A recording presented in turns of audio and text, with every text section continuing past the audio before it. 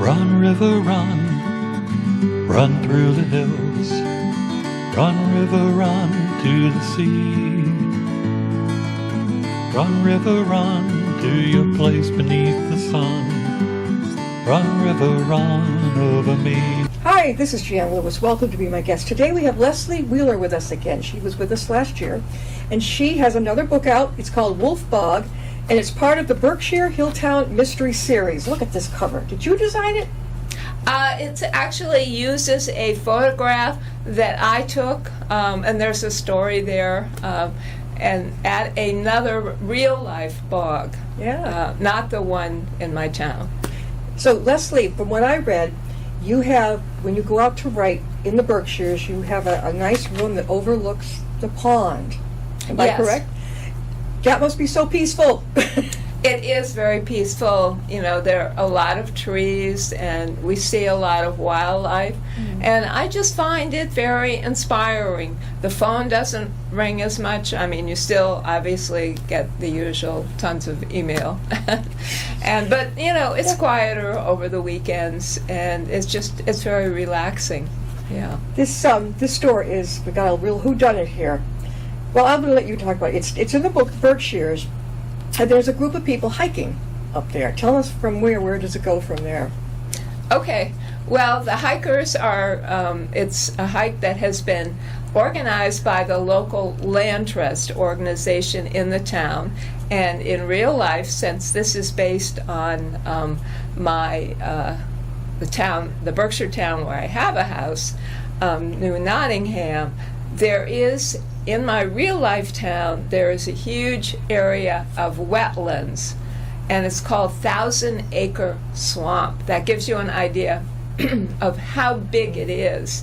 So I'm on a hike with other people, and we come to the shores of a lake, and it's beautiful, sparkling water. We're looking across, and a voice behind me says, "People have gone in there and never been seen again." And he was talking about Wolf Swamp, which is a part of these wetlands. So the minute I heard that, my mystery writer's mind started getting excited, and I thought, perfect for a mystery. So, but I decided in the book to make the bog, the swamp, a bog, because what happens at bogs, that bodies can be preserved in them. Yeah, this was 40 years, this body. Yeah, comes 40 up. years, and, you know, hundreds of years, they have found bog bodies preserved in places like Scotland, Ireland, where there are a lot of bogs. But we do have them here in New England. And as far as I know, no bodies have been found, but I decided, why not? Yeah.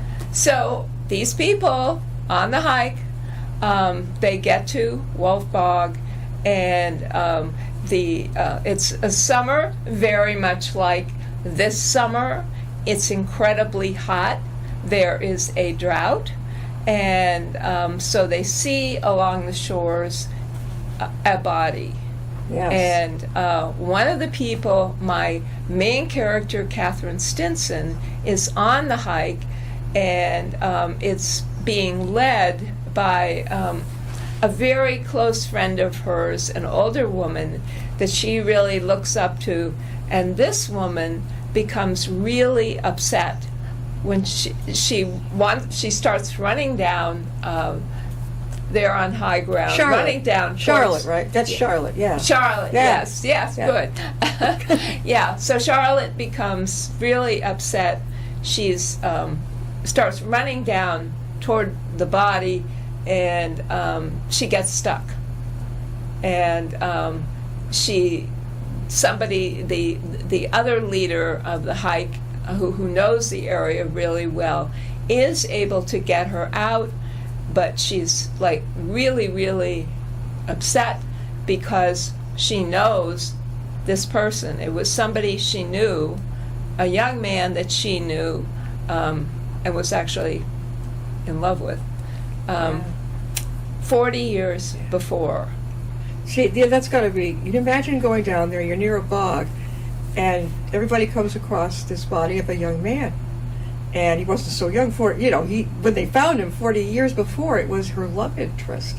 She got herself all involved in this. How did you come into this? It just kind of hit you, the storyline.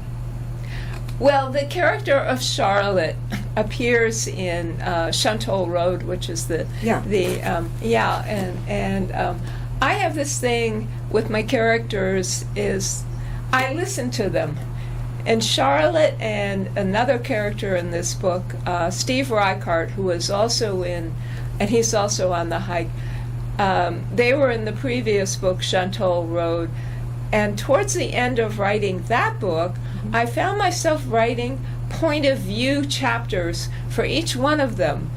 And when I thought about why I was doing this, I thought it's the characters' way of calling attention to themselves and saying, hey, I'm an interesting person. I think I should be in your next book with a major role. And they convinced me. How many how many books are in your Berkshire Hilltown mystery series? 3. This is the third one. Chantal was 1 or 2. Which one was that? That was 2, yeah. Okay. The first one was? Rattlesnake Hill. Rattlesnake Hill. Yeah. Now this one came out this year, Wolf Bog. Correct? Yeah, it came out actually this month, July 6th. Yeah. That is so good. Tell them how they can get a hold of your book.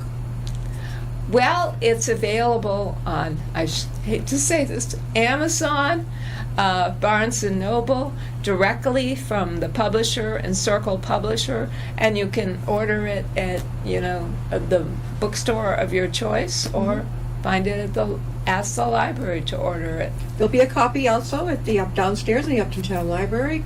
Take a walk over to the local author section and pick up a copy of Wolf Bog. Now, I also found out that you are one of the founding members of the New England Crime Bait Committee. That's right. What is that all about? Well, it's something that's been going for, I think it's about 20 years now. It is a mystery conference. We've deliberately kept it small so it has a good feel to it. You're not overwhelmed by having too many people. We always hold it over the weekend that is connected with the Veterans Day weekend. So it's always around November 11th. Where do they hold it, Lynn? Well, we hold it in Massachusetts, and it's been different places as the contest grew and changed. And currently, it's at the Dedham Hilton. It's every year, right? Yes, is it it's every year. Like an author's display affair, or is it a private group meeting? It's we have panels. Yeah. We have a guest of honor, and we have master class. It starts out with master classes that are taught by one person, and you sign up for those. And then that's Friday, and there's a dinner, and there's usually a movie or some more panels that everyone can attend. And then Saturday is a day, again, of panels, book signings, events like Ask the Experts, like you'll have a group of experts in, criminology or whatever, and, you go through these roundtables, and if you have questions, you can ask them. And you co-founded this. Yes, I was a member of the original group. Do you happen to know Glenn Ickler? He's from right over here in Hopedale. Oh, sure I do. Oh, yeah. I think he's presently on a cruise. He pumps out a book every year. He's pretty amazing, right? I mean, he's pretty young for his age. I mean, he's got a heck of a sense of humor. He's been on the show since, I think we began in 2012. Yeah. So, I think he has mentioned that's where I'd heard about it. Okay. What gave you that idea to found it? That's a New England Crime Bait. What made you and someone else decided that was a great idea? Well, it was really at that point, I was vice president of Sisters in Crime New England. And the president, a woman named, let's see, her name escapes me at the moment. But anyway, the president of Sisters in Crime New England and the president of Mystery Writers of America, the New England chapter, Al Blanchard, who was also somebody that I knew well, did a lot of book events with. They decided it would be really good if we had a conference. Yeah. And Al actually came up with the name Crime Bake. That's Al. Yeah. It's Glenn. It's Glenn. Glenn or No, Al. Al. It was Al. Yeah. Yeah. That is fantastic, and it's been going on how many years now? I think at this point it may be over 20. That's Yeah. a good track record. That really is. Do you ever go to the every December in Rhode Island? They have the Rhode Island Authors Group, and they have a huge exhibit. You're just like table to table to table to table of like seems like 1,000 authors. It's been Steve Porter was the one who used to run it out of Providence. I don't think I've ever done that one. Yeah. We have a lot of suspense, thriller, mystery authors here on the show. Yeah. And it's interesting to know where they go because, as you said, like during COVID, but boy, things have really opened up now. And I've said many times, I'll have a new author and I'm getting her or him out there, and they'll say, "Why are you sending me to a senior center?" Let's say they write a children's book. I'm like, because they have grandchildren. Yeah. And we have grown children. But they also read and like mysteries and things. You know, you got to think outside. Well, you know, of course they're going to want to know about a new book. I mean, I can't imagine myself someday not wanting to hear about a new book. That'd be great. And what libraries have you been to? Well, I will be going to, let's see, I was at the Swansea Library, and that was through the Sisters in Crime Speakers Bureau. And the event I'm really looking forward to, this is going to be, I think, my big event, is at my town, New Marlborough Public Library. And I did a similar event for Rattlesnake Hill, and it was co-sponsored by the library and the New Marlborough Land Trust. So it drew with those two organizations, and it was great because it included a in-person presentation at the library, and then the site I had used where some important action takes place in Wolf Bog was within hiking distance from the library. So after the in-person talk, I and the rest of the attendees hiked to this marvelous site of old mill ruins. Yeah. And then I read from a scene that's set there, and that was just great. So we're doing the Thousand Acre Swamp is too far from the library, but the librarian in her promotion, and again the Land Trust is sponsoring this event. So they will be publicizing it among their members and throughout town, and as well as the library. I can imagine out there in the Berkshires.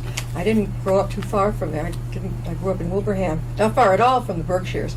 I went to Kiev up there too, in Brimfield.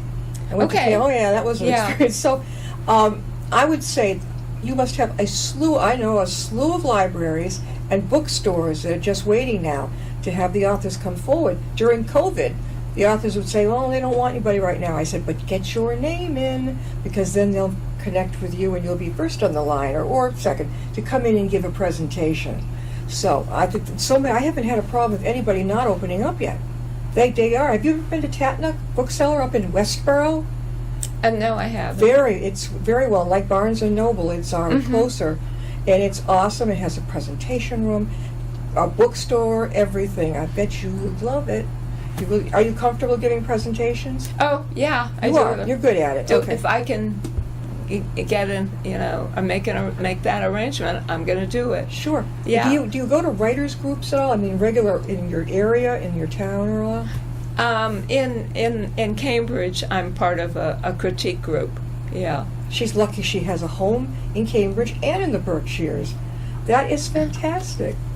Which one do you prefer, or are they both the same to you? Well, it's nice being in the city, and where there's a lot happening, and but I also love the quiet and the peace of the country. It's as I said, it's inspiring. It's a beautiful place, and my township is so varied. New Marlboro actually consists of 5 villages.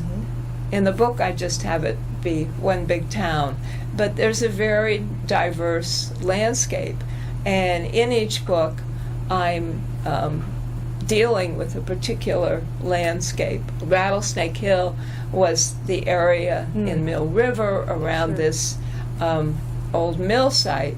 Shuntoll Road was actually in one of these small villages called Clayton, where in the old days there were 2 small towns called Sodom and Gomorrah. No. And Gomorrah still shows up on old maps. Sodom was over in Connecticut. Gomorrah was in Massachusetts. Yeah. And there still is a Sodom Road. Yeah. But it's just farmland. I've driven on it. It's not. Are you anywhere near? We were just down there. I was interviewed on a television show. It was kind of fun to be in the hot seat. Gary Blanchard was the host, and he interviewed me. But that was in Ware, and then they live over in West Brookfield. Thank you, Paul. West Brookfield. Are you far from either of those places? It's kind of a distance. Maybe about over an hour, I would say. It's beautiful territory out there. Yeah, it's very rural and small town atmosphere, right. And everyone really to make a living. If you're a full-time resident, you have to do several things at once. You might be assistant fire chief, you might work for a tree removal company, and you might have a third job. Right. So we're talking with Leslie Wheeler, and she is the author of Wolf Bog, which is the 3rd of the series of the Berkshire Hilltown Mystery Series. How can they get a hold of the book and maybe have you come speak? Well, they can get it as I said, at Amazon, Barnes and Noble. They can order it from their local bookstore. They can order it directly from Encircle Publishing, and my website. They can go on my website or visit my email. It's www.lesliewheeler.com and Leslie Wheeler at Comcast.net. Contact me, and I'm happy. She'll be ready to talk with you. It's a beautiful picture of you. Well, it's in your flyer. Is it in your flyer? Yeah, it's in your flyer. Yeah. And it's also, I believe, about the author. When was this taken, Leslie? When was that picture of you taken? A while ago. And I know it was you, though. I knew it was you. Yeah, that it is came me. in. Yeah. Yeah, and we found out we each have a child about the same age. Yeah. Yeah. Well, how many kids did you end up with? Just one child. Yeah, same here. Did you know growing up in high school and all that you wanted to write? What did you do? In other words, did you go to college for something else, or what happened? I have known that I wanted to be a writer since I was in elementary school. After a brief flirtation with the idea of becoming a ballerina. Oh yeah. But yeah, I just didn't have the Yeah. The coordination, the grace for it. And writing was something that I just always enjoyed. I have to confess I was not that much of a reader growing up, but others in my family were, so I just listened to them talk, got my vocabulary by asking them, what does that word mean? Yeah. And I spent a lot of time just kind of daydreaming and making up stories in my head. And my mother tells me that I loved to swing on my swing when I was little, and I would sing the stories that I was making up. Mm-hmm. And that was just what I did, and I love doing. That's just how my mind That's how it was working. works. Yeah. I remember in second grade, I can still sing it. I'm not even going to go into it. Bizarre, weird. It's almost like a foreign language. and I had made it up in my mind, and I could sing it to a tune I also made up. I mean, that's really strange. Yeah. Anyway, but when you graduated from high school, did you go to college from there, or did you go off on your own? I went on to college and then graduate school in English, but I also was always been very interested in American history. So with college, I actually fulfilled all the requirements for a history major, but my university just wanted you to declare one major. So yours was English. It was English, and that's what I went to. Where'd you go? I went to Stanford. And Where is that? Connecticut? No. it's in California. California. Yeah. Yeah. Well, 4 years. You made it through, and then did you stay for longer, the 2 years after? I went to Berkeley for 2 years of graduate work, and then I just was at a point in my life where I felt like I have just been in this ivory tower too long. I've got to see what the real world is like. So I moved across the country and lived in New York City for a while. Yo, brave girl. You just single all by your lonesome, and you just picked up and left California from New York City. Yeah. Did you know anybody there? Well, I actually I sort of went to, I knew some, actually, I think I had a friend from Berkeley. There were a few other people, maybe one or two cousins that were in the New York area. But yeah, it was pretty much, there I was. What did you do there? Did you write there? What did you do? No, my first job was, I got into teaching. I taught adult education at a place on the Lower East Side. And then from there, I got a job with Barron's Educational Series. As a writer and editor, I wrote college guides, and these were like little sort of pamphlets about individual schools, and I would travel there and interview people and then do this write-up. And through Barron's, I published my first book, which was a biography that was written very quickly during the 1976 campaign, called Jimmy Who, Jimmy Carter. And my next book was, again, nonfiction, was a biography and letters of Lucy Stone and her husband, Henry Brown Blackwell. Now, she grew up in West Brookfield. And after that, I wrote this long historical novel. I'd always wanted to write fiction. What was the name of it? The historical novel was never published. You never published it? Yeah. So it was never published, and after that, I decided to take a mystery writing course at my local adult education place in Cambridge. Yeah. And that was the beginning of my career as a mystery author. So you knew when you went to that group, or was that classes, right? They were classes on how to do mystery writing? Yes. That's one thing I don't ever see that when they send you in the mail, different schools are promoting nighttime for grown-ups. I don't think I've ever seen that. I think they do have sort of general writing, like nonfiction, but mystery writing, of course, is more specialized. Were there many in the class? Let's see. I don't know. It was a while ago, so. And then from that, I went on to take a smaller workshop with this same teacher, who was a published mystery author who's done very well for herself. And then I published my first mystery was Murder at Plymouth Plantation. Murder at Plymouth Plantation. Haven't I seen that? Well, it was just re-released as a trade paperback by Encircle. Yeah, so that's probably where you... Did you design that cover yourself, or was it by the publisher? The publisher did it. Because I'm thinking back, it seems... Do you know Lisa Shea at all? No, I think you asked me that. Because your covers, not exactly like it, but it had this almost like the same feeling to it. I wonder if they're friends, but you two... You could get along great because it's a wonderful cover, and it's mysterious because it's dark. It has a nice, like a, what do you call it, a dusk? What would you call that picture? Yeah, well, it's got sort of moonlit and it's sort of nighttime moonlight, and yeah, it is sort of a mysterious thing. As I said earlier, this was used a real photograph of mine that I took of the Howley Bog. And they used it. Yeah. Oh, that's interesting. A lot of publishers will not let you do anything. They do it themselves.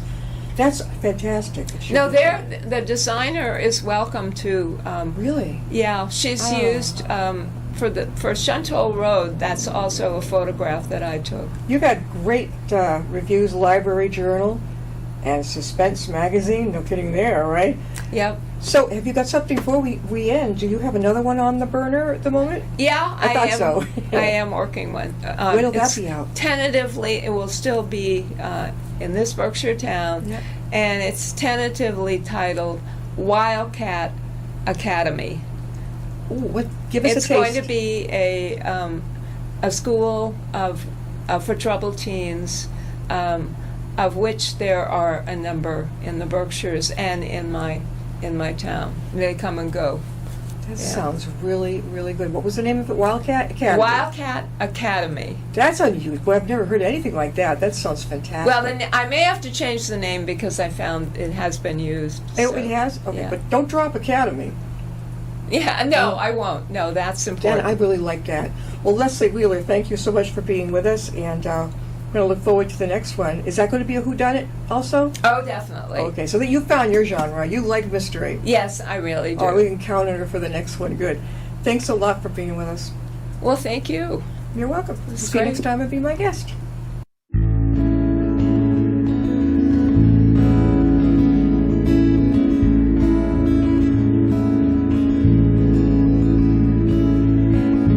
Riding on a shooting star, heading out toward a dream. Tomorrow's even closer than it seems.